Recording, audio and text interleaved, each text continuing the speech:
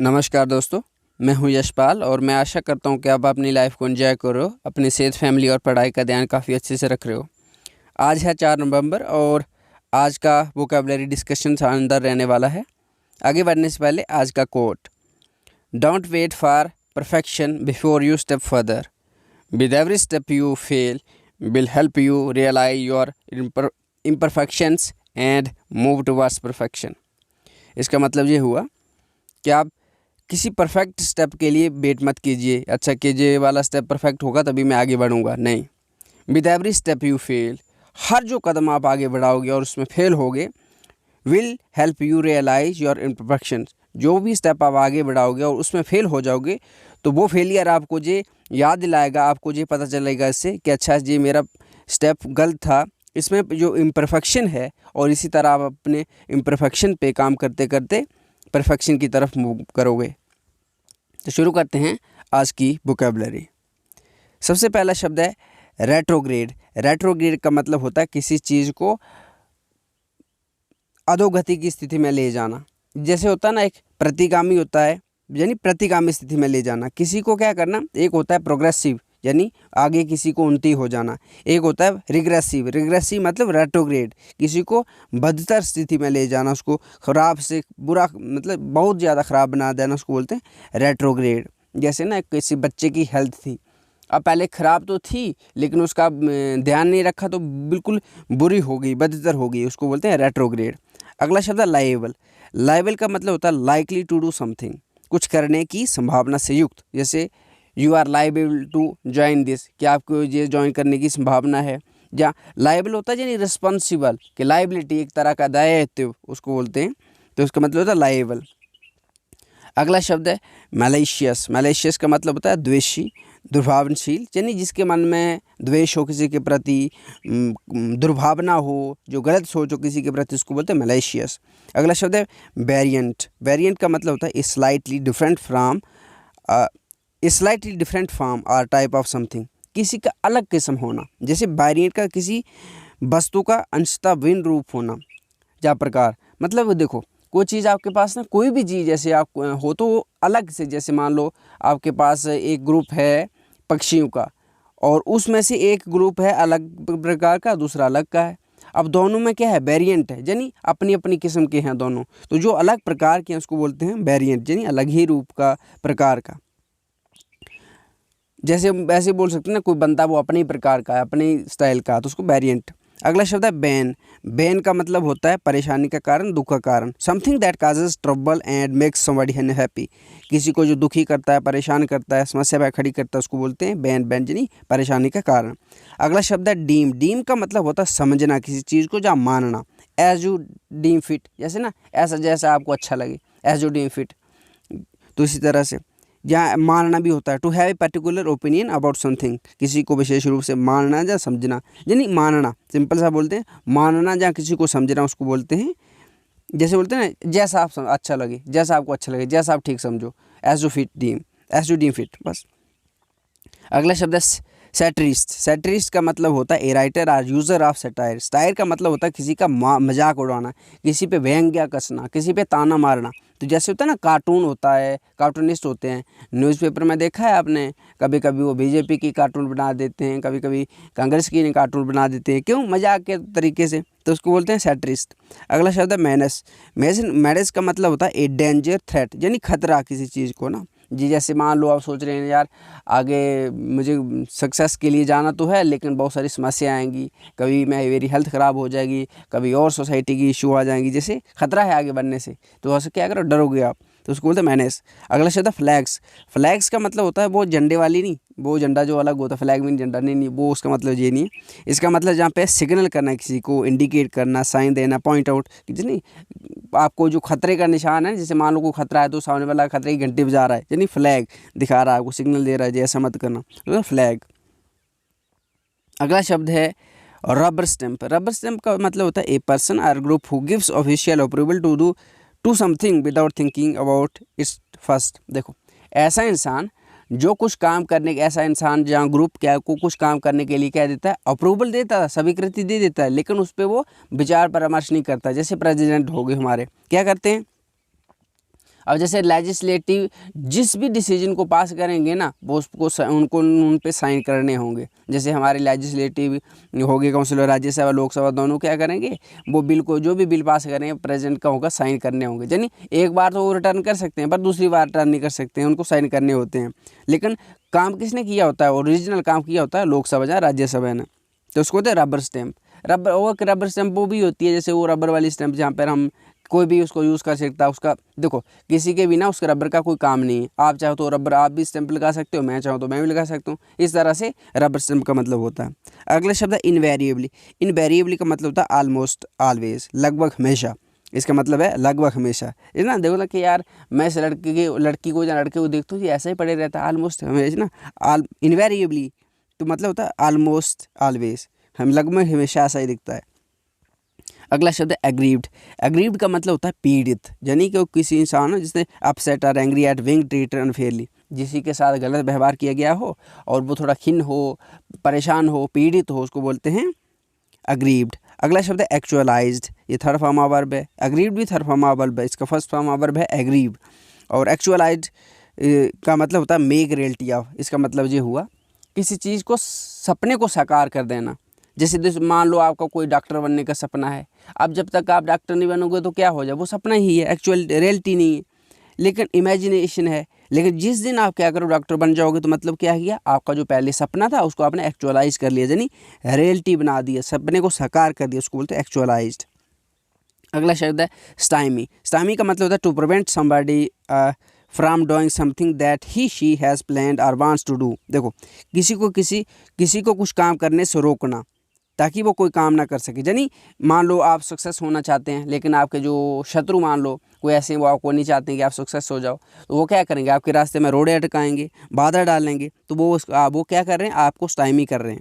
अगला शब्द है एज सून एज। इसका मतलब होता है एज सून एज पॉसिबल। इसका मतलब है जितना जल्दी हो सके, है ना। जैसे बोलते हैं ना कि यार कोई अगर मान लो आप कहीं दूर जा रहे हो तो घर वाले क्या बोलेंगे, बेटा जल्दी, जितना जल्दी हो सके वापस चले आना। हाँ, मतलब एज सून एज पॉसिबल। अगला शब्द है इमीडिएसी। इमीडिएसी का मतलब होता है the quality of being available or seeming to happen close to you and without delay. देखो कोई चीज़ जो बिल्कुल तुरंत होने वाली हो उसको बोलते हैं इमीडिएसी। जैसे खाना खाने के बाद क्या, जैसे आप खाना खाते हो ना, तो जैसे कुछ लोगों की आदत होती है गुड़ खाते हैं, यानी इमीडिएसी, यानी इमीडिएटली खाना खाने के बाद क्या करेंगे, वो गुड़ खाएंगे। मतलब खाने के साथ भी खाते हैं, लेकिन कुछ खाने के बाद खाते हैं, क्योंकि डॉक्टर जैसे बोलते हैं कि जो आपकी पाचन तंत्र को अच्छा करता है। तो इमीडिएसी यानी कोई चीज़ इमीडिएटली करना, तुरंत करना किसी चीज़ के बाद, उसको बोलते हैं इमीडिएसी। अगला शब्द है एक्सप्लिसिटली। एक्सप्लिसिट का मतलब होता है स्पष्ट रूप से, और इम्प्लिसिट का इसका अपोजिट होता है इम्प्लिसिट। इम्प्लिसिटली का मतलब होता है परोक्ष रूप से, अव्यक्त रूप से। यानी व्यक्त रूप से होगा तो उसको बोलते हैं एक्सप्लिसिटली, और इम्प्लिसिटली का मतलब होता है अव्यक्त रूप से। आप समझाता हूँ उसका मतलब क्या होता है।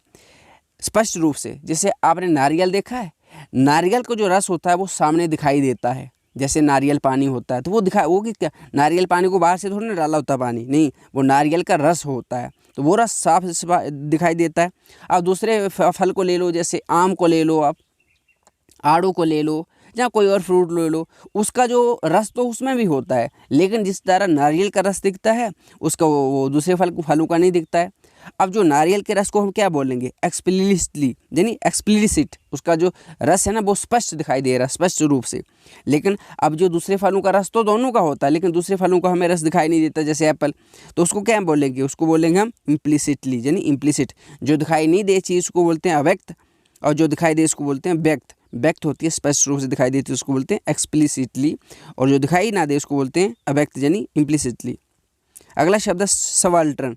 सबाल्टर्न का मतलब होता है निम्न वर्ग का, सबसे कम वर्ग का। जैसे ना समाज में क्या होता है कि हमारी एक रूढ़िवादी प्रथा है कि जो नीचे का, जैसे एसटी वगैरह से कैंडिडेट हैं, जैसे सोसाइटी को डिवाइड कर दिया है लोगों ने, क्या ऊंची कास्ट नीची कास्ट। क्या नीची कास्ट, क्या ऊंची ना कास्ट, कोई सारे की जैसे इंसान ही बराबर होते हैं, कोई कास्ट तो होना होती है, पर लोगों ने क्या करिए इसको डिवाइड कर दिया अपने फायदे के चक्कर में, तो उसको बोलते हैं सबाल्टर्न। सबाल्टर्न मतलब बिल्कुल सबसे नीचे वाला, श्रेणी वाला, निम्न वर्ग का, उसको कोई जानता भी नहीं है, तो उसको बोलते हैं सबाल्टर्न। जैसे होता है ना ऊंचे वर्ग का, हाई, जिसे वो बोलते हैं कोलीन बोलते हैं, नोबल हो गया जो ऊंचे कुल का हो गया, इलीट, यानी।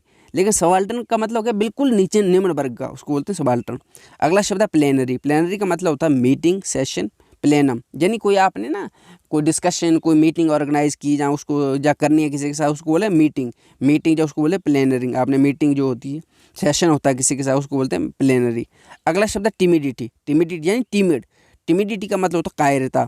जैसे होता है ना, शेर होता है, क्या होता है, बहादुर होता है, ब्रेव होता है। और भेड़ का बच्चा क्या होता है, टिमिड होता है, वीक होता है, कमज़ोर होता है, फीबल होता है, उसको बोलते हैं टिमिडिटी। अगला शब्द है पैराडाइम शिफ्ट। पैराडाइम शिफ्ट का मतलब होता है बिल्कुल मूलभूत चेंज कर देना किसी चीज़ में, जैसे a fundamental change in approach or underlying assumptions. देखो, आपका जो पहले मान लो आप पढ़ाई करते हो, पहले जो था आप 8 बजे उठते थे सुबह, 2-3 घंटे पढ़ते थे, एक्सरसाइज नहीं करते थे, योगा नहीं करते थे, मेडिटेशन नहीं करते थे, आपका खाना जो था फास्ट फूड खाते थे। आपने सोचा ना इन सारी चीज़ों की वजह से आपकी बहुत समस्या आ रही है यार, लाइफ बिल्कुल ख़राब हो गई है। आपने एक दिन निश्चय किया ना, सारी चीज़ों को लिखा, पहले कॉपी पे नोट डाउन किया, कैसे जे चीज़ें मेरी गलती हैं, जे करने की ज़रूरत है। उसके बाद और फिर आपने सारा जब फ्रेमवर्क बना दिया, आपने टाइम टेबल शेड्यूल बना दिया कि जे चीज़ें करूँगा, जे नहीं करूँगा। उसके बाद आपने चीज़ों को फॉलो करना शुरू कर दिया।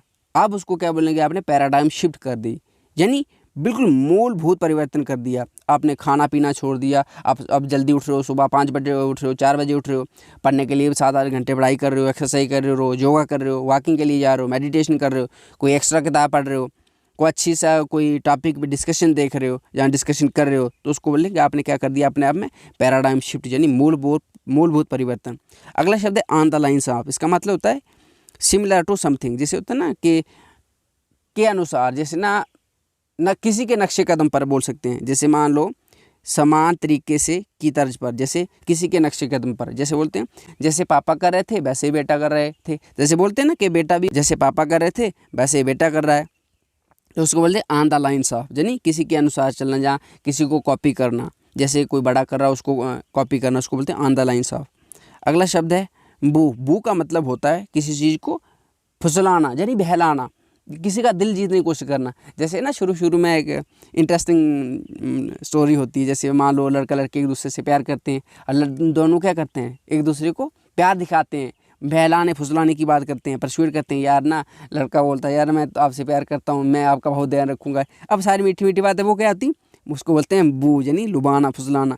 अगला शब्द होता है सोशल सिक्योरिटी। सोशल सिक्योरिटी का मतलब होता है a payment of a system of payments made by the government to people who are ill, poor or who have no job. देखो, उन लोगों के लिए जो गवर्नमेंट की सेवा होती है, हेल्प होती है, सिक्योरिटी होती है, उसको बोलते हैं कौन सी सिक्योरिटी, जो पेमेंट के रूप में होती है। जैसे मान लो प्रधानमंत्री ने अभी जो आयुष्मान योजना क्या है, 5 लाख लोगों को जो फैमिली के लिए दिया गया कि फ्री इलाज करवा सकते हैं, वो क्या है, एक तरह की सोशल सिक्योरिटी है। जैसे ये आपको राशन मिलता है, MSP है, ये क्या है, एक इस तरह की सोशल सिक्योरिटी, जहाँ लोगों को लिए मान लो आपको लोन मिल जाता है।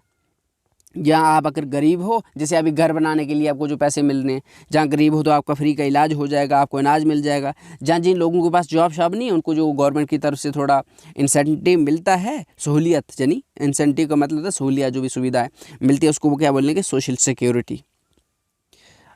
अगला शब्द है बास्केट। बास्केट का मतलब होता है, बास्केट का एक मतलब तो बकेट भी होता है, बाल्टी भी होता है, टोकरा भी होता है, पर जहाँ पर जो इसका बास्केट का मतलब होता है एक ग्रुप ऑफ रिलेटेड थिंग्स, यानी एक ही जैसी चीज़ों का ग्रुप, जो उसको क्या बोलने की बास्केट। अगला शब्द है स्पर। स्पर का मतलब होता है किसी चीज़ को बढ़ावा देना, प्रोत्साहन करना, अर्ज, प्रौड। अगला शब्द है बाइनरी। बाइनरी का मतलब होता है चीज़ों को 2 रास्तों पे देखना, दो भागों में बांट के देखना, जैसे दिन रात, सुख दुख, अच्छा बुरा, कड़वा मीठा, यानी बाइनरी।